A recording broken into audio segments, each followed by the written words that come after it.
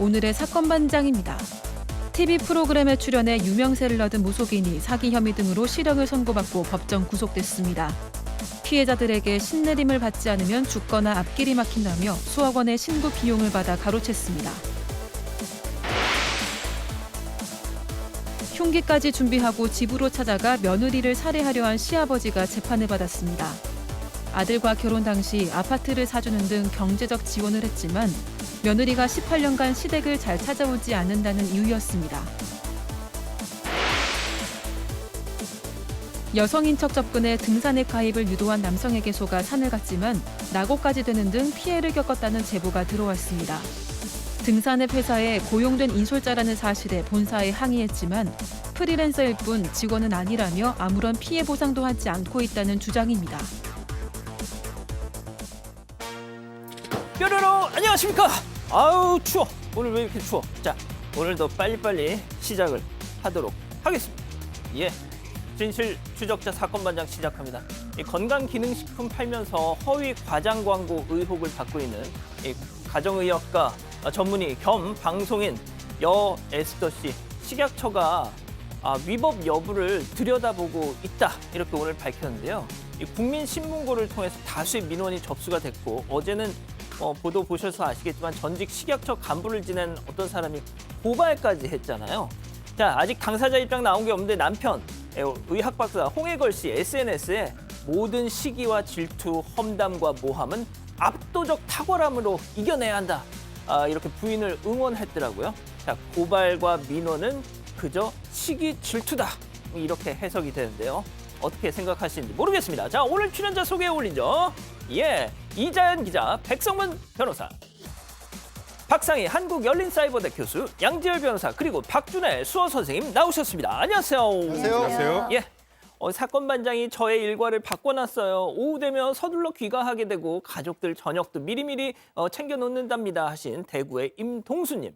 사반에서 소개해준 덕에 떼일 뻔했던 그 핫도그 값 다 받았어요. 사반 완전 쌩이에요 하신 전주의 박미양님. 사반 완전 찐팬인 우리 엄마 최숙자 여사 생신 축하합니다 하신 이종대님. 연년생 두 딸 아연이가 같은 대학 같은 과에 동시 지원했습니다. 합격 기원해주세요 하신 정희경님. 성심성의껏 재활 도와주신 평택 시립수영장 이재정 강사님 감사해요 하신 연진우님.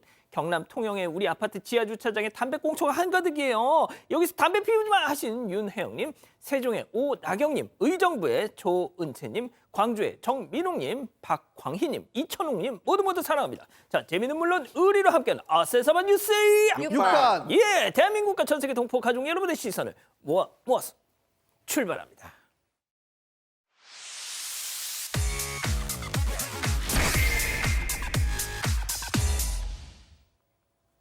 첫 번째 달려보죠. 자, 쓰레기 봉투가 뭐라고 점점점입니다. 자, 사반가족께서 직접 제보해 주신 황당한 사건으로 문을 엽니다. 영상 만나보시죠. 자, 짐을 가득 든 여성, 쓰레기 분리수거장으로 저렇게 가는데요. 한가득 봉투를 저렇게 만지작 하더니 뭘 하나 꺼냈어. 자, 갑자기 거꾸로 뒤집더니 탈탈 털고 있어요. 쓰레기 모두 털어내고 뭘 가져갈까요? 그렇습니다. 봉투만 저렇게 쏙 빼가지고 가져가는데 아유 뭐 챙길 거 없나 하고 막 여기저기 둘러보는데 쓰레기 뒤지는데 없어. 그냥 갑니다. 자, 양 변호사님. 쓰레기 봉투 도둑이 진짜 짜증나는 게 뭐냐면요. 저 몇 푼 안 하는 걸 훔쳐가는 것도 괘씸하지만 저 쓰레기 다 털어내서 난장판 된 거 저거 다 치워야 하거든요. 네, 그렇습니다. 지금 보신 영상이 어제 오후 5시 정도에 전라북도 전주의 한 빌라에 있는 쓰레기 수거장인 겁니다. 제보해 주신 분이 저 빌라 소유주세요. 얘기한 것처럼 아니 왜 이렇게 쓰레기들이 난장판이 돼 있어? 라고 CCTV를 찾아보니까 지금 보신 것처럼 어떤 여성이 와서 가장 느슨하게 묶여있는 쓰레기 봉투를 찾아낸 다음에 내용물을 털털 턴 다음에 가지고 간 건데요.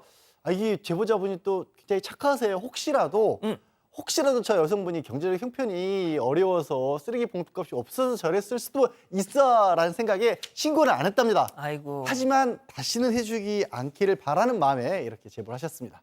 아유, 그러시구나. 알겠습니다. 자, 다음 또 이어가 보죠. 불친절의 끝판왕입니다. 자, 지난 여름 이 꽃게 바꿔치기 이거 등등으로 여론의 질타를 받았던 그래서 이 소래포구 어시장 상인회가 아주 그냥 뭐 큰절하면서 대국민 사죄까지 했잖아요. 자, 그곳을 찾은 어떤 부부가 그 어시장 상인들한테 이런 말을 들었다라고 제보를 주셨어요. 영상 만나보시죠. 키로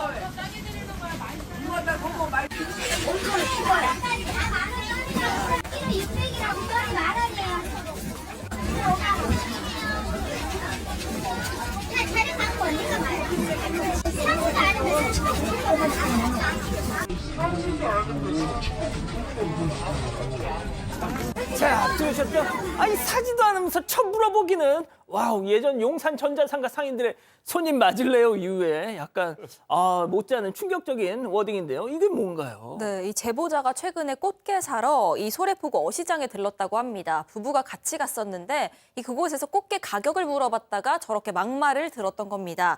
이 당시에 제보자 아내가 꽃게 가격을 물어봤는데 상인이 들으신 것처럼 사지도 않으면서 물어본다 이렇게 혼잣말하듯이 막말을 했던 거죠. 그런데 제보자가 또 마침 유튜브를 운영하고 있었기 때문에 저게 영상 촬영 중이었습니다. 이 제보자는 가격이 안 써 있어서 당연히 물어볼 수밖에 없었는데 당연히 물어봐야지. 그렇죠. 그런데 황당한 막말을 듣고 정말 이해가 안 된다면서 이렇게 제보를 주셨습니다.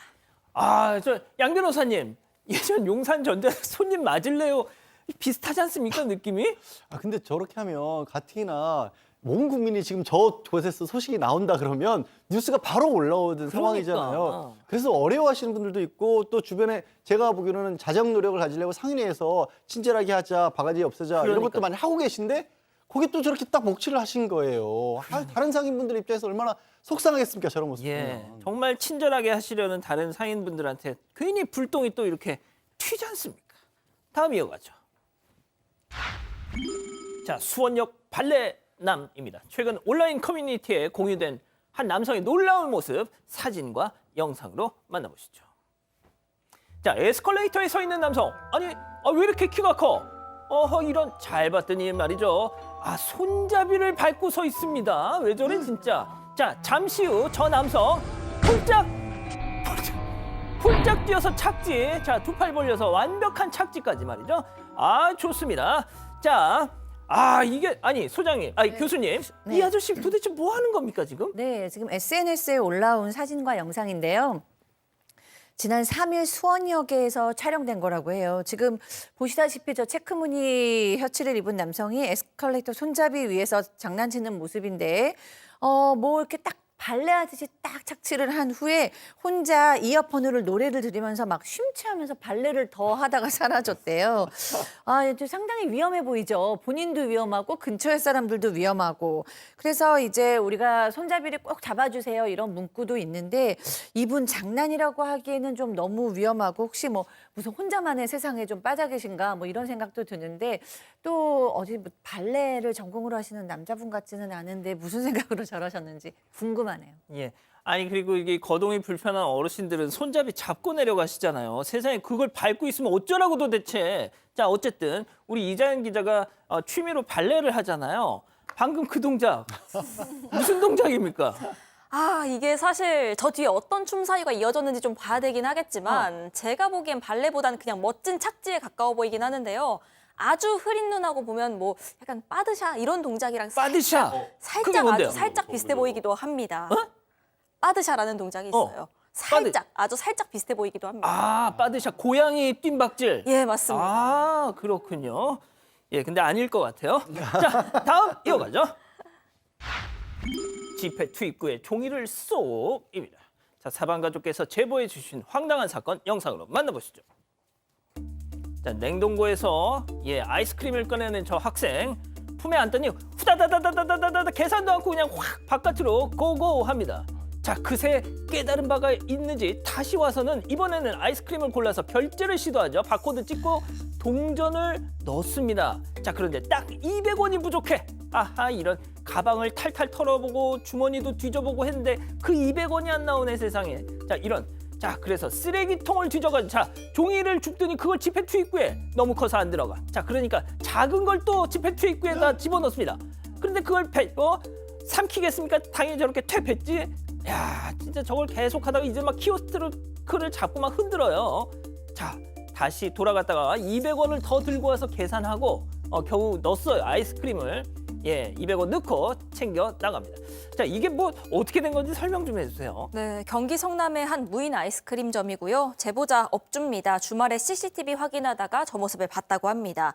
이 아이가 점포에 들어와서 일단 아이스크림 하나를 몰래 들고 가져갔습니다. 그리고 20분쯤 지났을 때 다시 돌아와서 600원짜리 아이스크림을 또다시 집어듭니다. 그런데 이번엔 결제 시도를 하긴 했습니다. 그런데 돈이 부족했는지 이 400원만 넣은 탓에 동전이 계속 다시 나온 거예요. 그랬더니 이 주변에 있던 종이를 집어들고 그걸 지폐투 입구에 계속 넣어보기 시작을 합니다. 이 당연히 결제가 될 리가 없겠죠. 그러더니 나가서 100원을 더 들고 옵니다. 이번엔 500원으로 시도를 해봤지만 역시나 될 리가 없었습니다. 그랬더니 저 키오스크를 잡고 흔들고 이런 짓을 벌인 겁니다. 그러다가 또다시 돌아가서 이번에는 100원 더 총 600원을 가지고 와서 결제를 하고 나갔다고 합니다.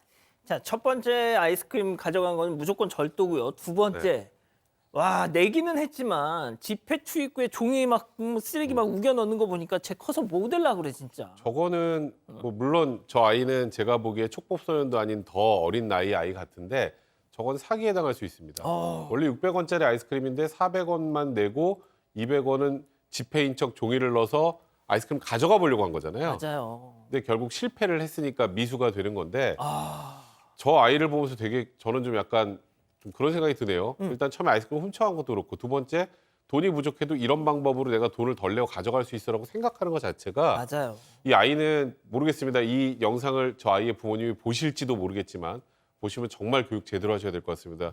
정말 말 그대로 바늘 도둑이 나중에 소도둑됩니다. 그러니까 말이죠. 좋습니다. 자, 다음 또 이어가죠. 여기서 이러시면 안 돼요입니다. 이게 무슨 얘기일까요? 영상으로 만나보시죠. 자, 1차로 달리는 불박차 코너 쭉 코너를 도는데 깜짝이야. 저 뭐야 저거. 자, 잘 봤더니 여자 사람이었습니다. 그러든지 말든지 자기 갈 길을 저렇게 저벅저벅 걷고 있어요. 백 변호사님, 왜 저러고 살아 멀쩡하게 생겨서. 근데 진짜 섬찟하네요. 저도 종종 저희 다니는 길인데 12월 3일 오전 12시 35분 그러니까 이제 딱 자정이 넘은 막 그런 시간입니다. 차들 엄청 쌩쌩 달릴 시간이죠. 지금 보시는 것처럼 노들로에서 염창동 방향으로 이동하던 중에 왼쪽으로 쫙 꺾인 길을 턴을 하고 있는 1차로에서 갑자기 저기서 여자가 서 있었던 거예요. 코너에서는 말이죠. 안 보여요. 안 보이죠. 전 진짜 천만다행이에요. 그래서 이 운전자께서 너무 놀래 살짝 피하면서 오른쪽으로 핸들을 틀어서 브레이크를 밟고 피해 나갔는데 아유. 지금 보시면 저 여자분 놀라시나요? 어머 하고 놀라지도 않아요. 놀라지도 그냥 않아. 아랑곳 않고 그냥 뭐 네가 잘 피했구나 이러면서 걸어가는데 아무래도 너무 위험해 보여가지고 이제 경찰에 신고를 했다고 하는데 순찰한 경찰이 저 여성을 보진 못했다고 합니다. 근데 술에 취해서 저렇게 행동을 한 것인지 아니면 도무지 이해는 되지 않는데 자세히 보시면 오른쪽에 인도가 있어요. 그러네. 반대쪽에. 그러네. 저쪽으로 걸어가면 되는데 굳이 지금 저 본인만 그런 게 아니고 저 운전하는 사람까지 인생 끝나는 거예요. 저거를 사고 나면. 그러니까요. 저런 위험한 행동은 진짜 좀 하지 맙시다. 알겠습니다. 자, 이번에는 다른 영상 이어서 보시죠. 도로 한가운데 가다가 빵빵 했어요. 자, 고양이입니다. 꼼짝 않는 고양이. 바로 참치 통조림 삼매경에 푹 빠져 있어요. 도로 한가운데서 위험천만하죠. 자, 운전자 다가가니까 고양이가 후다닥 가다가 발걸음을 멈춥니다. 얼마 만에 건진 참치 캔인데 멈칫. 자, 결국 로드킬을 우려한 운전자. 참치캔 저렇게 옮겨주고 다시 차로 돌아옵니다. 아유, 저 운전자분 아니었으면 제가 큰일 날 뻔했어요. 그러게요. 저 영상이 지난달 23일 날 아파트 단지 앞에서 밤 11시 가까운 시각이었습니다. 그러니까 사람들 눈에 잘 안 보일 그럴 시각이기도 하고 빨리 달릴 수도 있고요. 이 운전자가 집에 들어가시는 길이었는지 모르겠는데 저 앞에서 고양이가 지금 참치캔에 열중해 있는 모습을 본 겁니다. 그래서 오해하시면 안 되는 게 일부러 고양이의 안전을 위해서 이 경적도 올려보고 위협적으로 다가가기도 했는데 얼마나 맛있게 먹고 있는지 이 녀석이 안 움직이다라는 겁니다. 그래서 어쩔 수 없이 참치캔을 빵 벌로 찬 거예요. 고양이 달아나라고. 그다음에 이 참치캔을 옮겨주고 가셨다고 하는데 제가 저 참치캔을 어떻게 저 길 한복판에서 먹게 됐는지 저는 그것이 궁금합니다. 진짜. 그러니까요. 어떻게 들고 왔을까요? 좋습니다. 자, 마지막 사연으로 가보죠. 내 남편은 호구입니다.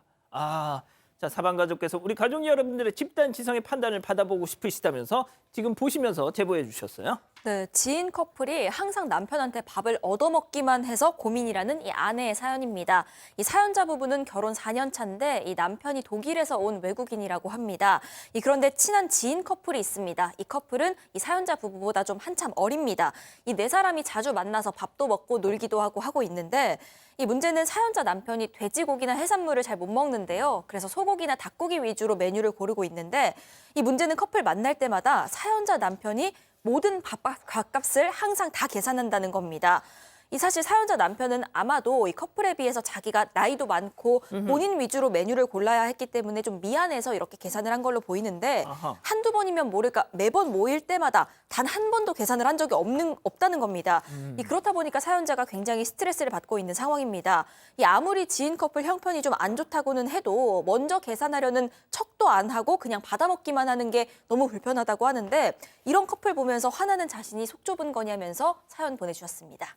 확실히 연말이 돼서 지금 식사 모임이 잦아지다 보니까 이런 고민이 자주 지금 답지를 하고 있습니다. 자, 기다리고 기다리셨던 부처 핸즈업 타임 유튜브 JTBC 뉴스 채널과 사건 반장 독립 채널에서 8천여 분의 우리 가족 여러분 함께하고 계신데요. 채팅창에 OX로 함께 참여해 보시죠. 먼저 동생네 아내입니다. 어머머머 언니 상희 언니 진짜 좀 웃긴다. 우리가 1년 365일 보나요?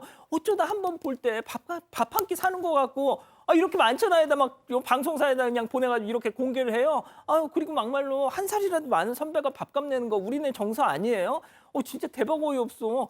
저랑 그이 삼겹살 완전 좋아하는데 형부가 돼지고기 싫다고 해서 못 먹어요. 매번 형부 입맛 맞춰주는 건데 밥 한 끼 사는 게 뭐 우리 대수랑 진짜 쪼잔해 동그라미. 이걸 어떻게 동그라미. 제가 너무 사연자 위주로만 했던 거. 아니야, 들어보세요. 다음 사연자 언니입니다.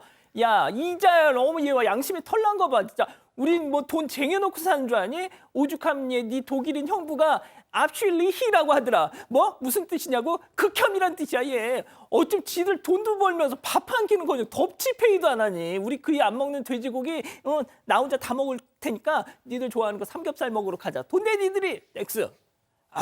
그렇군요. 이거 뭐 역시 돈 문제 관련해서 말이죠. 그러게요. 올 오 나싱입니다.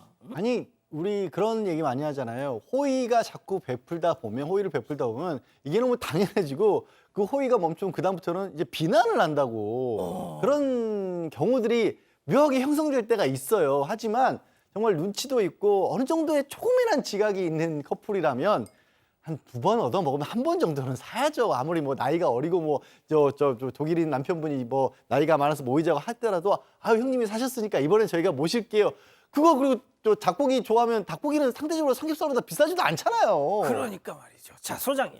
네, 교수님. 저도 저 어렸을 때는 이런 분들 누구나 다 만나봤을 거예요. 근데 저도 좀 제가 어렸을 때는 진짜 형편이 어렵나 보다. 좀 마음에서는 뭐 미안할 거야 이러면서 사곤 했는데 나이가 들면서는 이건 경제하고 상관이 없이 성격이나 인격의 문제다, 매너의 문제라는 걸 알았어요. 그러니까 큰 돈을 들이지 않아도 정말 좀 미안한 마음이 있고 같이 좀 이렇게 나누고 싶으면 정말로 뭐 치킨을 하나 사서 먹어도 내가 정말 치킨 한번 살게요. 그래서 맥주랑 한번 이렇게 살 수도 있는 거고 아니면은 그냥 집으로 초대해서 된장찌개라도 끓여서 한번 대접할 수 있는 거예요. 근데 그러지 않고 이렇게 당연한 듯이 이렇게 얻어먹기만 하는 거 이건 전 매너의 문제라고 봅니다. 자, 백 변호사님. 네. 나도 저런 커플 알고 있다, 없다?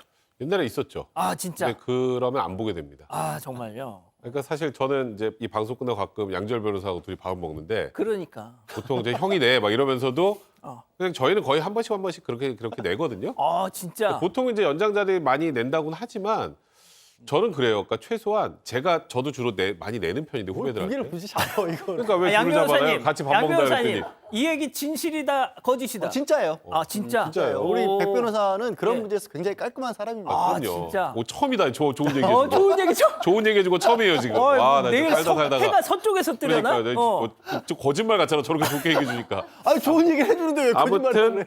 근데 이제 역시 후배들 사이 안 중에서도 좋아. 저희가 이렇게 맨날 밥을 사주고 해도 자기가 형 오늘은 제가 낼게요라고 이렇게 자기가 내려고 하는 친구도 있어요. 그럼 제가 그 뿌리치고 내도 그러면 괜찮아. 근데 그냥 그게 맞아. 아까 양재에서 얘기했던 것처럼 그냥 의뢰 형이 내는구나.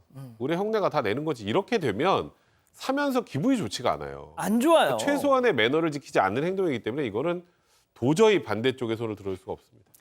제가 이제 오늘 이 사연 준비하면서 그 사연자분한테 여쭤봤어요. 아, 그 독일인 배우자께서는 이거 좀 어떻게 반응을 하시더냐.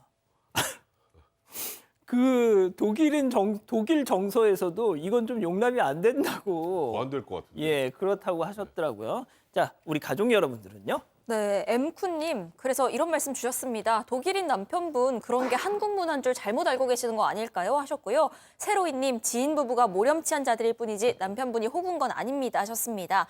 예쁜 여우님, 나도 저런 동생 있었는데 이제 안 만나요. 그러니까 편해요. 하셨고요. 하지만 아기우유님, 나중에 그 커플 사정 좋아지면 신세 갚아주지 않을까요? 이런 의견도 주셨습니다. 안 그럴 것 같아요. 자, 사건반장 제보 메일과 카카오톡 사건반장 제보 채널에서는 우리 가족 여러분들의 많은 사연과 제보 기다리고 있습니다. 자, 미국 플로리다주 올랜도 사시는 강영창 선생님 보고 계신가요?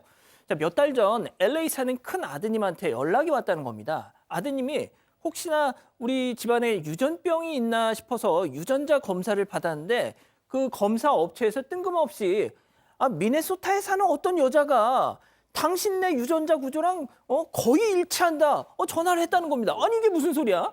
싶어서 연락을 하셨다는 거죠. 세상에 40년 전 한국에서 보육원에 보내졌던 조카딸이 미국으로 입양을 갔고 40년 만에 유전자 검사를 통해서 저렇게 해오를 했던 겁니다. 보십시오.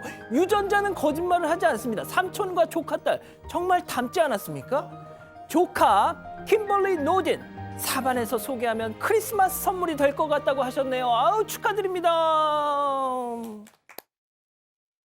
와, 드시는 건 아직도 선수시네요. 잇몸은 현역이거든요. 그럼요. 잇몸은 은퇴가 없으니까 잘 관리하세요. 염증은 줄여주고 잇몸속부터 건강하게. 인사돌 플러스. 잇몸속부터 단단하게. 인사돌로 플러스 하세요. 인사돌 플러스. 세상에 물어봅니다. 정말 괜찮냐고. 그 물음에 대답 대신 멈추지 않겠습니다. 늘 든든한 금융, 그 약속을 지키기 위해 MG 새마을금고는 멈추지 않겠습니다.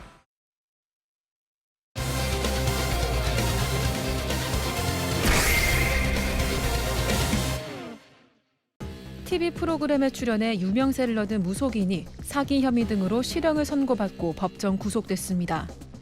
피해자들에게 신내림을 받지 않으면 죽거나 앞길이 막힌다며 수억 원의 신고 비용을 받아 가로챘습니다. 무속인의 기막힌 행각을 파헤쳐봅니다.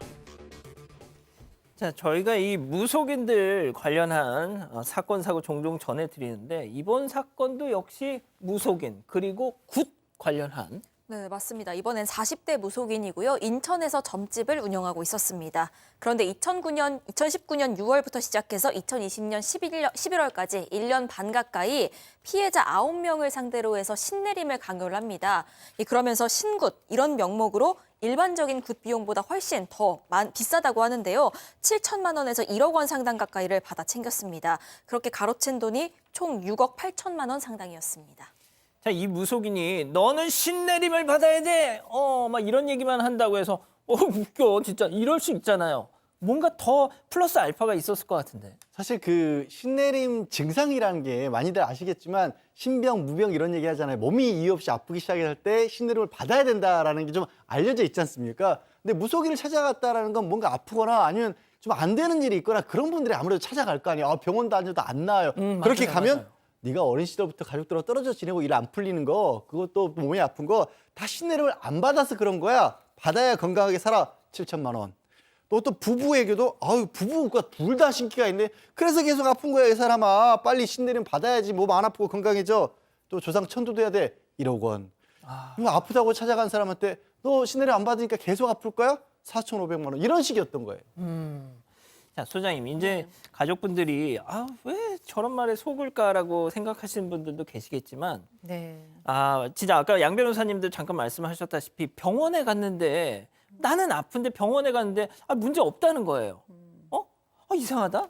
그럼 결국 이제 이런 무속인을 찾아가거나 그런 경우가 많은데 너는 신내림 받아야 돼. 뭐 이런 얘기를 하거나 너 이거 신내림 안 받으면 넌 죽어. 비명 횡사해.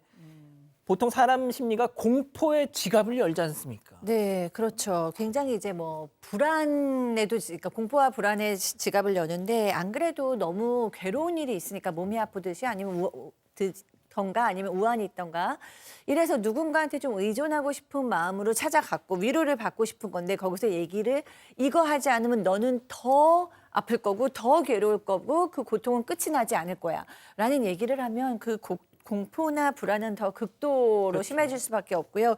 거기에도 또 한걸 나아가서 이렇게 신내림 받으신 분들이 왜 신내림 받았나라고 이제 알아보면 의외로 가족들을 보호하기 위해서 하시는 분들이 많더라고요. 그러니까 나를 괴롭게 내 아픔이 계속 간다 그러면 그거 어떻게 한번 이겨보겠는데 네가 이거 신내림 받지 않으면 네 자식한테 해가 간다. 네 동생한테 해가 간다. 뭐 이런 식으로 얘기해서 네가 하나 받아서 니네 가족의 우환을 막아라. 뭐 이런 식으로 얘기하면 그 가족의 고통 앞에서는 정말 속수무책이 되는 경우가 많더라고요.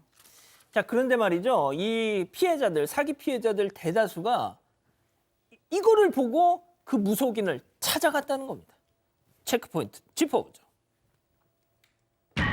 유튜브?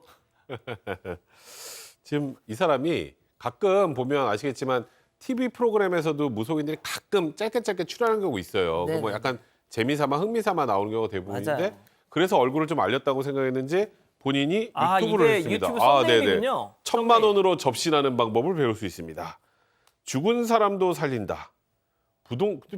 갑자기 무속인이 부동산 매매, 저건 뭔지 모르겠네요. 부동산 매매 꿀팁, 뭐 팔자 편하게 만드는 법, 뭐 이런 것들을 하는데 구독자 수가 지금 3만 명 정도 되고 유튜브 채널 한 6년 전부터 운영을 했다고 합니다. 뭐 이런 것들을 통해서 지금 이거 보고 저 사람 용한가? 이렇게 찾아오는 사람들을 대상으로 지금 우리가 얘기 나누고 있는 이런 피해를 끼쳤던 겁니다. 자, 이 무속인은요, 자기 유튜브 채널에서 유튜브를 하는 다른 무속인들한테 아이고 참 그렇게 하면 되겠냐 하면서 막 이런저런 충고를 하기도 했더라고요. 잠깐 보고 가시죠. 요즘에 유튜브에 무당들 되게 많죠. 저 깜짝 놀랐어요. 누구야? 우리 또 누구야? 라고 이제 뭐 좀 알고 나오시는 건지 지식이 탑재되어 있는 상황에서 나오시는 건지 이 바닥을 조금 알고 나오시는 건지 좀 티 좀 내지 말고 여러분 그 말할 때 다 티나요. 그렇게 어설프게 해갖고 선정적이고 그런 것만 해서 손님 막 끌어가지고 굿하는 게 장땡이 아니라니까? 그 손님들 책임을 져야 된다니까? 자, 교수님. 네, 정말 스스로한테 충고하는 말처럼 느껴지는데요. 본인도 이제 그 뭐 손님들을 잘 책임져서 좀 잘 나갔었으면 좋았는데 이게 본인이 더 엉망입니다. 일단 이 사람 2007년에 파산 선고를 받아서 신용카드 대금만도 뭐 몇 억이고 빚이 10억 원이 넘은 상태였어요. 아이고. 네, 그래서 신굿이라고 해서 저렇게 뭐 사기라고 얘기해도 될 것 같죠, 이제 와서 저렇게 사기를 쳐서 저렇게 신굿을 해서 받은 비용으로는 다 빚을 갚는 용도로 썼다고 하니까 누가 누구한테 저런 얘기를 한 건지 모르겠네요. 와, 근데 진짜 지금 채팅창에서 우리 가족 여러분들은 다 알고 계시네, 누군지. 예, 와. 자, 그런데 이 사람이 말이죠. 단순히 돈만 뜯어낸 게 아닙니다. 네, 손님 가운데 일부를 또 제자로 받기도 했습니다. 그런데 그중에서도 뭐 신내림을 받고 교육을 받으면 신제자다, 안 받고 교육만 받으면 업제자다 뭐 이렇게 나누기도 했는데 이 제자들을 동원해서 가혹행위를 하고 폭행까지 합니다. 지난 2020년 8월에는요. 강원도의 한 산에 있는 기도터라는 곳으로 신제자 7명을 데리고 갑니다. 그리고 또 다른 제자 1명의 팔다리를 천으로 감습니다. 퇴마를 해야 한다 이런 명목이었는데 몸속에 뱀이 있으니 빼내야 한다면서 이 피해자를 못 움직이게 하고요. 흉기와 팔꿈치로 그 제자의 복부를 1시간가량 계속 눌렀다고 합니다. 또 이 피해자가 무당이 되려고 하는데 신령을 잘 못 찾는다. 이런 명목으로 모든 옷을 다 벗게 하고 찬물을 뿌리고 욕설을 하기도 했습니다. 아, 왜 저러고 살아 진짜. 그러니까 뭐 지금 현재 생각할 수 있는 범죄가 사기, 그다음에 아까 다쳤잖아요. 폭행치상, 그다음에 찬물 뿌리는 폭행. 뭐 일단 범죄는 일단 3가지가 되는데 근데 생각보다 이 무속인 관련해서 사기 혐의로 기소가 되면 유죄 나온 게 그렇게 많지 않아요. 아, 진짜요? 그러니까 이 사람도 거의 똑같이, 그러니까 보통의 무속인들과 똑같이 재판부에 얘기를 했습니다. 이게 이건 통상적인 무속행위 범주 내야. 아니 그리고 나 굿 안 한 것도 아니고 굿 다 했잖아. 그러니까 이거는 종교행위 범위로 허용되는 한계 내에 있는 건데 내가 뭘 잘못했어. 나는 피해자들 속여서 돈을 가로챈 적이 없어요. 나는 무죄예요. 이런 주장을 했습니다. 아, 그러니까 양 변호사님, 날로 먹은 거 아니다. 난 굿을 해줬다. 이게 뭐가 문제야? 재판부에서는 무속행위를 가장했을 뿐이다라고 얘기는 했습니다. 그리고 굉장히 엄하게 꾸짖은 것처럼 얘기를 해요. 하나도 피해금도 돌려주지 않았었고 지금 들으신 것처럼 변명으로 일관하고 있다라고 했는데 하지만 그럼에도 불구하고 사기하고 폭행 이그 주법으로 재판에 넘겨졌는데 징역 3년형을 받았거든요. 아이고야. 조금 작아 보여요, 제가 봤을 때는. 하지만 왜 그러냐면 예. 이게 백 변호사 조금 얘기한 것처럼 애매한 부분이 있어요. 뭐가 뭐하냐면 과연 이게 무속이라고 하는 게 해서 효과가 있는지 없는지 사기인지 아니면 진짜로 뭘 한 건지 입증이 불가능해요. 그러니까 뭐라도 하나 했다라고 하면 그거를 딱 이거 정확히 아니야라고 하기가 모호한 부분이 있어서 그래서 뭐 제가 뭐 무속 전체를 비하하는 건 아니지만 그렇죠. 혹시라도 그런 쪽에 알아보시는 분들이 있다면 정말 신중하게 접근하세요. 자, 일단 이 유튜브 채널에 4주 전까지 영상이 올라왔더라고요. 근데 뭐 이런 상황을 예상했는지 그건 또 맞췄는지 댓글을 다 막아놨어. 예. 자, 그리고 이 무속인 커뮤니티에 제가 들어가 봤는데 이 양반 구속됐다, 법정 구속됐다는 사실이 알려지니까 경축, 환영, 막 별일 아주 얼마나 이 무속인 사회에서 물을 흐렸는지 많은 분들이 아주 저 사람의 구속에 대해서 환영을 하고 있더라고요. 좋습니다. 첫 번째 사건 정리하고요. 두 번째 사건 이어갑니다.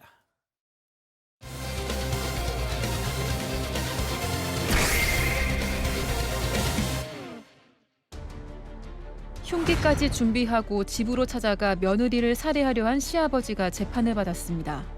아들과 결혼 당시 아파트를 사주는 등 경제적 지원을 했지만 며느리가 18년간 시댁을 잘 찾아오지 않는다는 이유였습니다. 이들 가족의 속사정을 들여다봅니다.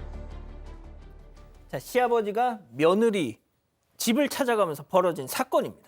네, 지난 8월 3일 저녁 8시에 70대 시아버지가 그 40대 며느리가 사는 집에 찾아갑니다. 그런데 시아버지가 찾아가는 길에 광주의 한 마트에 들러서 흉기를 구입을 했습니다. 그리고 겉옷 주머니에 그 흉기를 넣어서 숨긴 상태로 며느리가 사는 아파트로 갔던 겁니다. 그런데 집 초인종을 눌러도 문을 열어주질 않았습니다. 그래도 8분가량을 초인종을 누르고 현관문을 발로 차면서 난동을 부렸고요. 그래도 집에 들어가지 못하니까 돌아가지 않고 그 아파트 분수대 근처에서 1시간가량을 배회했다고 합니다. 그러다가 결국 경찰에 붙잡혔습니다. 자, 며느리가 이제 그 현관문을 안 열어준 건 정말 다행스러운 일인데 도대체 시아버지가 무슨 억하심정으로 며느리에게 흉기를 들이대려고 했을까요? 체크포인트 짚어보죠. 아파트 두 채는 무슨 얘기일까요? 그러니까 이분이 경제력이 좀 이 여유가 있으신 모양이에요. 결혼 초기에 이 아들하고 아들네한테 아파트를 두 채나 사셨답니다. 그런데도 불구하고 초기부터 뭔가 두 사람이 좀 안 맞았던 모양입니다. 계속 행실도 마음에 안 들고 말투도 마음에 안 든다라고 해서 이 결혼 초부터 싸웠대요. 자주 다퉜는데 그럼 뭐 며느리가 어떻게 했겠어요? 찾아가지를 않았겠죠. 그리고 아파트 사줄 때 시부모님들 사줄 때는 되게 집 가까이 사주는데 가까이 살면서도 이 오지도 않고 전화도 안 해. 이게 불효라고 생각하고 불만이 굉장히 쌓여있는 상황이었다고 하네요. 자, 일단 거기까지는 뭐 시아버지 입장에선 이해가 되는 측면도 있는데 자, 뭐가 됐든 이 시아버지와 이 며느리 사이를 중재해 줄 수 있는 사람은 아들이죠. 남편이잖아요. 그렇죠. 아들이죠, 예, 남편. 아들. 근데 제가 보니까 아들도 이제 진절머리가 났던 것 같아요, 아빠한테. 왜냐하면 이 아빠는 지금 그 며느리 때문에, 그러니까 아들 부인 그 며느리 때문에 이 가정이 다 파탄났다고 생각을 하는 거예요. 그러니까 너 이혼해. 계속 이렇게 이혼을 하라고 아들한테 종용을 했던 거예요. 그러니까 아들은 싫어요. 뭐 좀 우리가 왜 이혼을 해요 하면서 이제 계속 아버지랑 의견 충돌이 심했었나 봅니다. 이 사건 당일에도 야, 너 이혼해. 계속 아들한테 이혼을 종용했지만 아들이 이혼하지 않겠다고 집을 나가버리니까 도저히 안 되겠다면서 격분해서 지금 이와 같은 범죄를 범할 계획을 세운 겁니다. 아, 이게 참 뭐 많은 관련 기사에 정말 많은 이런 갑론을박이 댓글이 달렸더라고요. 아마 이 시아버지라는 사람은 며느리 하나 잘못 들여가지고 그냥 집안이 풍비박산이 났다 또 그랬을 거예요, 분명. 예. 아, 근데 이제 저희가 좀 댓글을 찾아봤더니 교수님, 시아버지가 잘못한 건 맞지만 어쨌든 집도 사주고 두 채씩이나 사주고 했는데 연락 한 번을 안 했다는 거 이거 좀 심한 거 아니냐라는 반응도 있고 또 다른 거 오죽했으면 전화도 안 했겠냐. 네. 오죽했으면 아들까지도 그렇게 그냥 에이, 아버지를 이렇게 등졌을까. 네. 그러니까 저희가 다 이제 일단은 추측이죠. 뭐 정확한 팩트를 아직은 알 수 없으니까. 그런데 이 아버지 말이 사실이라면 집을 두 채를 사주고 경제적으로도 지원을 했는데 18년이나 찾아오지도 않았다. 멀리 살지도 않으면서. 그러면 이제 사실 어르신으로서는 굉장히 화가 나고 괘씸할 수는 있을 것 같아요. 근데 이제 또 이 시아버지가 하는 행동을 보면 와, 며느리가 괘씸하다고 흉기를 들고 가서 죽이겠다고 나가시다니. 그러니까 이 할아버지가 하는 행동을 보면 정말 어련했으면 이랬을까라는 생각이 들어서 일단은 1라운드에서는 누가 잘못했을지 모르지만 둘 다 화가 났을 수 있겠다라는 생각이 드는데 그 다음 라운드에서는 무조건 시아버지가 잘못을 한 거죠. 그렇다고 해서 차라리 아들하고 연을 끊으시는 게 낫지 아들한테 너를 이혼하고 너라도 다시 와라 이렇게 얘기해서 저 집을 그렇게 풍비박산 만드는 건 아니잖아요. 이혼을 하라 그러니까 아들이 나는 내 가정을 지키겠다 그러고 나가버리잖아요. 그러니까 그때 흉기를 사가지고 가서 그러니까 며느리를 죽이겠다고 집으로 찾아가는 시아버지가 어디 있습니까? 그러니까 뒷부분에서 보면 시아버지가 무조건 더 잘못한 건 맞다라는 생각이 드네요. 자, 이 시아버지 어떻게 됐습니까? 일단 이 시아버지의 범죄는 살인 예배입니다. 그러니까 천만다행으로 며느리가 문을 열어주지 않았기 때문에 아무 일도 벌어지지 않은 건 맞습니다. 하지만 이렇게 범죄를 준비하는 경우도 살인이나 강도같이 특별히 강력 범죄는 예비만 해도 처벌을 하거든요. 그래서 원래는 징역 10년 이하 징역으로 굉장히 무거운 범죄입니다. 살인죄니까 사람 마주쳐서 무슨 일이 있을지 모르잖아요. 그럼요. 그럼에도 불구하고 이 경우에는 또 뭐 피해자도 처벌을 원하지 않고 있고 했기 때문에 집행유예 2년에 그쳤습니다. 저희가 이제 지금 전해드린 내용은 이제 판결문에 기초해서 거기에 뭐 나와 있는 내용만 전해드리다 보니까 이 당사자, 이 가족분들이 보시기에는 뭔가 좀 구멍이 송송 뚫려 있는 부분도 있을 겁니다만 결국 일단 뭐 들으신 것처럼 며느리가 시아버지의 처벌을 원치 않는다 해서 집행유예로 이렇게 선고가 됐는데 이게 또 이제 나중이 문제란 말이죠. 그러니까 일단은 며느리가 처벌을 원하지 않는다는 의사를 표시한 것, 이게 정말 시아버지를 용서해서인지 어쩔 수 없이 용서를 할 수밖에 없었는지, 뭐 가족인데 이렇게까지 하는 거 너무 심하지 않냐면 이런 주변에 압박이 있었을 수도 있고, 이거는 뭐 사실 추정입니다만. 근데 여기 보면 집행유예 2년을 선고하면서 보호관찰을 붙였죠. 보호관찰을 붙인 이유가 있습니다. 이 시아버지가 범행의 폐해 심각성에 대한 인지가 좀 부족하고, 그러니까 내가 한 게 뭐 그렇게 큰 잘못이야. 이게 무슨 범죄야 이렇게 생각을 하시고, 또 재범성 위험성 평가 결과를 보니까 중간 정도 수준입니다. 그러니까 재범을 범하거나 다시 또 위해를 가할 우려가 있다라고 판단을 한 거고, 아이고야. 그러니까 결국은 보호관찰이라는 건 보호관찰관에게 뭐 주거 이전할 때도 신고하고, 사실 보호관찰관이 이제 범죄 예방하고 이런 걸 하는 건 아니겠습니까? 그러니까 사실 지금 이 상황에서 물론 앞으로 화해해서 잘 살면 너무 좋은 해피엔딩이 될 수도 있지만, 혹여라도 그런 일이 추가적인 범행이 생기는 것도 배제하지 못한다는 취지로 지금 보호관찰을 내린 거란 말이죠. 그렇다면 일단은 이 피해자였던 며느리에 대한 보호도 주변에서 꼭 같이 해줘야 할 것 같습니다. 아이고, 그렇군요. 알겠습니다. 자, 두 번째 사건 정리하고요. 세 번째 사건 이어갑니다.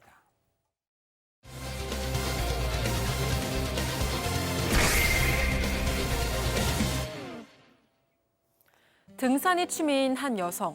북한산 정도는 동네 마실 나가듯이 가볍게 등반하게 되자 이제는 지방의 명산에 흥미가 생겼습니다. 이때 한 중고마켓 앱에서 함께 등산할 사람을 구한다라는 글이 눈에 띄었는데요. 두 사람은 채팅을 통해 소백산에 오르기로 약속했고 실제로 함께 등산에 나섰습니다. 하지만 여성의 기대와는 전혀 달랐는데요. 강풍이 엄청 왔어요. 저 정말 목숨 걸고 왔거든요. 이게 글로 말로 설명할 수 없는 진짜 생명이 위협당했다는 느낌이 들었어요. 이 여성 등산을 갔다가 죽을 고비를 여러 차례 넘겼다고 합니다. 대체 이 여성에게 무슨 일이 벌어진 걸까요? 자, 사반 가족께서 직접 제보해 주신 사건인데요. 온라인에서 만난 사람과 등산을 갔다가 들으신 것처럼 이렇게 봉변을 당했다. 네, 일단 제보자는 서울에 살고 있는 30대 여성입니다. 평소부터 이 등산이 취미여서 서울에 있는 북한산, 관악산, 청계산 이 정도는 자주 오르내렸다고 합니다. 그러다 보니까 자연스럽게 이제 지방에 있는 명산들로 눈길을 돌리게 됐습니다. 그러다가 지난달에 그 중고마켓 어플을 통해서요. 소백산 같이 등산할 분 구한다 이런 글을 보게 됩니다.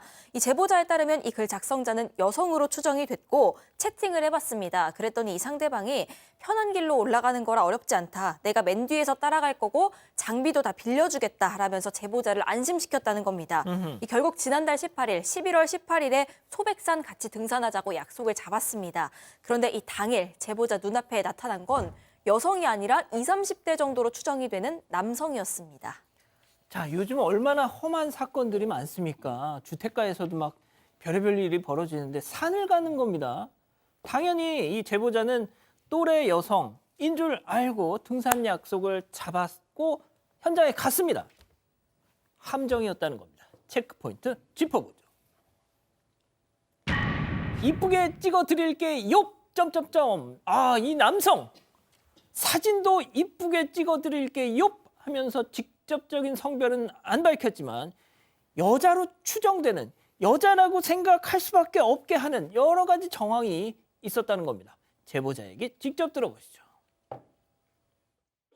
일단 사진이 대놓고 여자 사진이었고요. 그리고 닉네임도 꽃이라는 여자 닉네임이었고, 그냥 다 말투도 여자 냄새 났고, 다 계속 말투가 용용용거리고, 그 사람이 없어서 같이 가고 싶다고, 저랑 비슷한 처지의 여자인 것 같아서, 저도 같이 도움이 될 것 같아서 서로 의지하면서 갈 수 있겠다 싶어서 그냥 가겠다고 한 거거든요. 근데 저 말고도 같이 등산 갔던 사람도 여자인 줄 알고 착각을 했대요 또.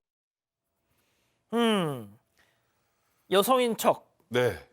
지금 일단 아까 좀 전에 뭐 이쁘게 찍어드릴게 요 뭐뭐해 용 이거는 보통 남자들보다는 여자들이 많이 쓰는 말투긴 하죠. 이런 온라인 상에서. 아, 그리고 남자도 하긴 하는데 네. 연인끼리, 연인 사이에. 아 그런가요? 하세요? 아, 전 아직 혼자입니다. 아 그럼 안 하세요? 있으면 하겠죠. 아 그리고 아이디도 꽃땡땡이라고 해서 이제 여성으로 추정되기도 하고 그리고 이 프로필 사진 뭐 보면은 이 보면 이렇게 이렇게 긴 머리 뒤에 아주 긴 머리의 여성이 등산하는 그런 모습도 뒷모습 사진 같은 것도 프로필 있었어요. 사진이 여성이었군요. 네, 그러면 저 정도 되면 거기다가 용 이런 거 쓰면 당연히 여자겠거니라고 생각을 하잖아요. 그리고 또 중요한 건 여기서 이제 더 큰 문제가 뭐냐면 갑자기 이 여자로 추정되는 사람이 등산 어플 그걸 깔면 거기 우리 등산 어플 통해서 셔틀버스 타고 갈 거고 어플 할인 코드 제가 다 알려드릴게요 하면서 어플 가입까지 유도를 했다고 합니다. 그리고 등산 어플에서 뭐 인솔자와 함께하는 안전산행 뭐 이러면서 44,000원 또 참가비까지 받았다고 해요. 그렇게 참가 인원 20명 정도가 모인 등산 단체방이 얼결에 생긴 겁니다. 안전하게 가자고. 그래도 어차피 나랑 등산 가자고 했던 욥 했던 예쁘게 사진 찍어드릴게 욥 했던 저 사람이랑 올라갈 거라고 생각을 했는데 갔더니 남자였고 20, 30대 남자였고 더 황당한 거 같이 등산을 가자고 얘기했던 여자로 추정된 이 사람이 바로 이 해당 어플에서 일하는 인솔자였던 겁니다. 지금 이제 몇몇 분들은 또 그러시더라고요. 이게 어디에 올라왔는데 그 댓글 제가 봤더니 교수님, 아니 뭐 자기가 혼자 착각해놓고 왜 이걸 뭐 이런 분들도 계시는데 아까 네. 보시면 그 말투뿐만이 아니라 뭐 프로필 사진도 여성이었고 말이죠. 예. 네. 글쎄, 이런 걸 보면은 뭐, 물론 뭐 더 주의 깊게 봤었으면 더 좋았을 법은 한데, 우리가 이렇게 보면은 충분히 우리 흔히 얘기하는 낚인다 그러잖아요. 좀 낚일 수 있는 상황이긴 해요. 왜냐면 사진도 여자고, 말투도 여자고, 안전하게 해드릴게요. 막 이런 거에 낚일 법한데, 지금 이 제보자가 보니까 나만 이걸 당하는 게 아니라 다른 사람도 당한 것 같다라는 생각이 들었다는 거예요. 왜냐하면 이 인솔자가 이제 산으로 갔을 때 앞에 가다 보니까 어떤 여자하고 같이 대화를 하는 걸 들었는데 그 대화에서도 이 여성이 다른 고객이죠. 다른 고객이 나는 이 인솔자가 여잔 줄 알았어요. 뭐 이런 식으로 그 중고마켓 앱에서 얘기할 때 여잔 줄 알고 여기까지 왔어요. 뭐 이런 식으로 얘기를 했다라는 거예요. 근데 나중에 얘기하다 보니까 남자인 건 알았지만 뭐 그때는 이미 환불 기간도 다 지나서 나는 환불을 못했어요. 이러면서 얘기를 해서 저 사람도 속았구나 이런 생각을 했고요. 그런데도 그 인솔자가 그러면 여자인 줄 아셨어요? 뭐 죄송해요. 좀 미안해야 되는데 조금도 미안해하지 않고 뭐 착각을 했네요. 뭐 당신이 착각했네요. 실수했네요. 이런 식으로 당연하듯이 넘기더라는 거예요. 그래서 나 같은 사람이 나 혼자는 아니구나라고 생각했다고 합니다. 그렇군요. 자, 뭐 여자든 남자든 좋습니다. 안전하기만 하면 되는 거예요. 자, 그런데 약속했던 그 안전 등산과 실제는 거리가 멀었다는 겁니다. 제보자에게 더 들어보시죠. 그 사람이 저희를 제치고 그냥 쑥 올라가 버렸거든요. 챙기지도 않고. 쑥쑥 올라갔어요. 일단 춥고 어떻게 연락을 할 수도 없고 어떻게든 뭐 앞만 보고 가면은 되겠거니 하고서 쭉쭉쭉 갔는데 하산할 때도 아무도 사람이 없고 진짜 제 평생에 죽을 고비로 넘겼다고 얘기를 할 수 있으려면 딱 그냥 그날을 꼽을 정도로 바람 미친 듯이 그냥 엄청 불어요. 제가 그냥 날려가겠다. 제 앞에 여자들도 남자들도 다 싹 다 진짜 죽어라 붙잡고 정말 목숨 걸고 그렇게 정상을 걸어가거든요. 어우, 어쩜 좋아, 어쩜 좋아. 저거 봐, 저거 봐. 아, 이 한겨울에 말이죠, 양 변호사님. 예. 지금 상황이요. 이게 진짜 심각한 일이었어요. 진짜 글자가 들어 생명의 위협을 느낄 정도의 상황이었고 원래 이분은 그냥 서울 수도권 주변에 편한 데만 가기로 했었고 뭐 운동복 입고 등산 장비도 없이 가도 편한 길로 가고 제가 필요한 거 다 빌려드릴게요. 이 말을 믿고 갔는데 산에 갔더니 저지경이었던 거예요. 진짜 글자 그대로 뭐 지금 인솔자는 혼자 먼저 앞서 가버리고 뒤에서 운동복 입고 따라가는데 강풍이 너무 세서 몸이 날아가는 거 아닌가. 아시겠지만 등산하시는 분들 장비 얼마나 꽁꽁 철저하게 준비를 했을 겁니까? 거기를 혼자 낯선 사람들 틈에 겨우겨우 올라간 거예요. 올라갔다가 보니까 이미 낙오가 돼 있었고 인솔자는 보이지도 않고 어찌어찌 사람들 따라서 정상에서 내려와 봤더니 정반대 모이기로 한 장소에서 정반대로 가서 택시 타고 셔틀버스까지 갔답니다. 이게 진짜 큰일 날 뻔한 거예요. 그러니까요. 일반 운동복 차림으로 지금 겨울 소백산 등산을 한 겁니다. 예. 자, 그런데 사과 저 정도 됐으면 아유 뭐 이래저래 해서 죄송합니다라고 할 법도 한데 말이죠. 네, 그런데 그런 사람이 없었다고 합니다. 일단 이 제보자가 참가비까지 내가면서 이렇게 등산을 했던 건 뭐 대장님도 인솔자가 있기 때문에 낙오되는 인원 없이 안전하게 등산을 할 수 있다. 이런 홍보 문구를 믿었기 때문이었습니다. 하지만 이게 사실이 아닌 걸로 드러났기 때문에 이 제보자는 그 단체 대화방에다가 내가 등산 중에 중간에 낙오가 됐다. 타고 간 택시비 포함해서 참가비 전부 환불해달라 이렇게 요구를 했습니다. 그런데 얼마 되지 않아서 이 직원으로 추정되는 단체 대화방에 이 방장이요. 제보자가 올린 채팅을 가리기 처리를 합니다. 그리고 그날 밤에 제보자에 대해서 강제 퇴장 조치를 취합니다. 또 그 등산 앱에서 이 동행을 구했던 그 인솔자 남성 있잖아요. 이 남성은 프리랜서라면서 이런 식으로 사람 모집하는 건 처음 알았다. 재발 방지 조치하겠다. 이런 답변만 돌아왔다고 합니다. 예, 지금 어떤 분들은 이건 인솔자 문제 인솔자가 문제가 아니라 이 제보자 문제다라고 이렇게 좀 말씀하시는 분들도 계시는데 보통 이런 프로그램을 짤 때는요. 인솔자가 이 등산 모임의 앞 뒤로 한 명씩, 두 명씩 이렇게 해서 이렇게 산을 올라간답니다. 근데 이 경우는 한 명이었고 그마저도 그냥 챙기지를 않아가지고 낙오자가 발생했던 거예요. 이 겨울 산행에서 말이죠. 자, 양 변호사님. 제보자 말에 주장입니다만 뒤통수를 치는 일도 있었다. 왜냐하면 만약에 그 등산이 홍보하는 곳에서 정상적인 일이었는데 제보자가 잘못 알고 그렇게 한 거라면 그동안에 또 홍보 문구 이런 거 안 바꿨을 거 아니에요. 근데 이 제보자 주장입니다만 이게 본인이 이렇게 문제 제기를 하고 나서 홍보 문구가 싹 바뀌었답니다. 여기는 자유롭게 원하는 코스를 원하는 대로 인솔자 없이 다니는 코스입니다. 그리고 겨울 산행을 갈 때는 모자, 등산화 뭐 이런 거 다 장비, 아이젠 같은 거 다 챙겨서 오셔야 합니다라고 싹 바꿨다라는 거예요. 그러면 이 제보자 입장에서는 나는 억울한 일을 겪었는데 내가 문제 제기를 하니까 싹 이거 없었던 일처럼 바꿔서 정상적인 영업인 것처럼 바꿔버린 게 아니냐라는 그런 어떤 호소를 하시는 거죠. 자, 백 변호사님. 일단은 이게 뭐 정확하게 좀 확인해봐야겠습니다만 실제로 뭐 안전도 제대로 챙기지 않고 장비도 지급 안 하고 굉장히 위험하게 만든 상황으로 가서 결국 돈까지 받았기 때문에 뭐 극단적으로 사기죄에 해당할 수도 있을 것 같은데 저는 다른 것보다 이 어플 쪽에서 사과를 해야 될 것 같아요. 그럼 프리랜서면은 본인들이 뭐 이렇게 안전하게 등반합니다. 이건 우리는 우리 직원 아니면 상관없습니다. 이거는 안 되잖아요. 본인 어플 때문에 그걸 믿고 따라간 분들을 생각한다면 어플 측에서 좀 적극적으로 나설 필요가 있을 것 같습니다.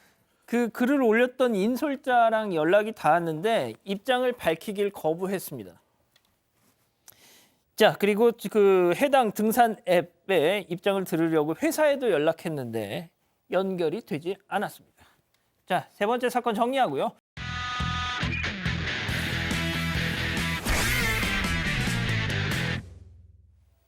중국 가보시죠. 네, 차들이 서행하고 있는 교차로입니다. 그런데 스쿠터 한 대 승용차 옆으로 오! 돌진해서 쿵 들이받는데요. 이 충격으로 스쿠터에 타고 있던 두 사람 안 돼. 차 지붕 위에 올라가 버리고 말았습니다. 어라? 이 사고에 놀란 차 그대로 멈췄고 차 위로 올라갔던 이들 미끄럼틀 타듯이 슥 내려가는 모습입니다. 오라 이거 너무 자연스러운데요? 이 놀란 운전자 걱정되는 마음에 이들을 일단 따라가 보는데 이 친구들은 쓰러진 스쿠터로 아주 씩씩하게 걸어가죠. 일단 다행히 다치진 않은 것 같습니다. 사고를 낸 이 친구들 동갑내기 중학생들이었습니다. 이 친구를 태우고 달리다가요. 운전 미숙으로 정지 신호에 제때 멈추질 못했던 겁니다. 게다가 헬멧도 쓰지 않았던 거죠. 결국 운전대를 잡았던 이 학생 220위안 우리 돈으로 약 4만 원 벌금 물어야 했다고 합니다. 쟤네들 지금은 아무렇지 않은데 다음 날부터 이제 막 아이고. 작살납니다. 죄송합니다. 아무튼 막 엄청 아픕니다. 네, 비슷한 사고가 그런데 또 있었습니다. 이번엔 어두운 밤인데요. 이번엔 신호에 잘 맞춰가던 오토바이로 차가 돌진을 했습니다. 이 차에 부딪힌 오토바이 어라? 운전자 또 아주 자연스럽게 차 지붕 위에 실렸습니다. 그런데 이 운전자는 지붕에서 내려오지 못하고 드러누워 버리는데요. 아, 이 큰 부상은 아니었는데 이 가벼운 타박상을 입었던 겁니다. 다행히 병원으로 옮겨져서 치료를 잘 받았다고 합니다. 오토바이가 많은 중국에선 이렇게 보고도 믿기지 않는 진기한 장면들이 꽤나 자주 포착이 된다고 합니다. 다음은 미국으로 가보시죠. 네, 이곳은 자동차 판매 대리점입니다. 그런데 멀쩡해야 할 새 차들이 긁히고 부서지고 망가지고 거의 폐차나 다름없어 보입니다. 어우. 이 분명 전날까진 멀쩡했는데 누군가의 습격에 이렇게 엉망진창이 됐다고 합니다. 흉기로 막 콱콱콱 긁은 거 아니에요? 아닙니다. 바로 떠돌이 개 2마리가 범인이었습니다. 이 개들이 어떻게 차를 이 지경까지 만들어놨을까 싶은데 그 힘이 와, 정말 와. 대단했습니다. 우와. 네, 단순히 긁는 수준이 아니죠. 꽉 물어서 범퍼를 내려앉게 만들고요. 심지어 한 번도 아니고 3차례나 습격을 해서 이 대리점에 있는 차 총 5대를 물고 뜯었다고 합니다. 와우. 이 피해액만 무려 35만 달러, 우리 돈으로 4억 원이 넘었습니다. 4억을 해먹은 거예요. 네, 피해는 끝나지 않았습니다. 이 무시무시한 개들이 매장을 떠돈다 이런 소문이 돌아서 손님들 발길 뚝 끊겼고요. 거기에 개들이 주인도 없는 탓에 어디서 보상을 받을 수도 없었다고 합니다. 아유, 안타깝습니다. 계속해서 미국 이어갑니다. 네, 여기는 콘서트 현장입니다. 미국의 유명 R&B 가수 아리 에녹스가 공연을 이어가고 있는데요. 자, 멋지게 노래를 시작하는 찰나 어디선가 물병이 날라옵니다. 날라왔어. 오. 봤네요. 봤어요. 노래를 멈추고 물병이 날아온 곳으로 걸어가 이렇게 이야기를 합니다. 한번 들어보시죠.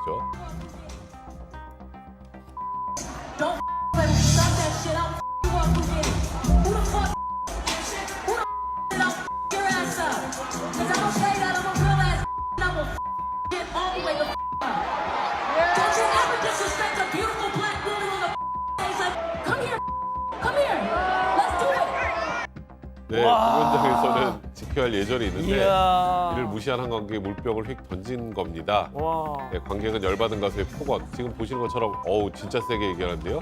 그럼에도 굴하지 않고 내가 그랬어 이러면서 나서기까지 했다고 합니다. 진짜요? 네, 가수는 이 상황에 더 열받을 수밖에 없었겠죠. 거의 1분 가까이 마이크가 꺼지고도 계속 욕을 퍼부었습니다. 대신 보시는 것처럼 가수를 보호하러 경호원이 올라왔는데요. 이내 가수를 끌고 좀 있다가 무대 밖으로 나갑니다. 나도 돈 내고 콘서트 왔는데 너 나한테 욕할 수 있어 뭐 이런 거예요? 최근 가수나 연예인들이 이런 일들로 다치기도 해서요 문제가 되고 있기도 합니다. 그냥 웃고 넘어간 다른 연예인들과 달리 지금 보시는 것처럼 화끈하게 화를 낸 아리 에녹스의 모습에 누리꾼들 뭐라 그랬을까요? 글쎄요. 오히려 통쾌하다 이런 반응을 보였습니다. 맞습니다. 다음은 최근 온라인에서 화제가 되고 있는 영상 함께 보시죠. 네, 변기 안에서 불이 활활 타오르고 있습니다. 그야말로 불타는 변기인데요.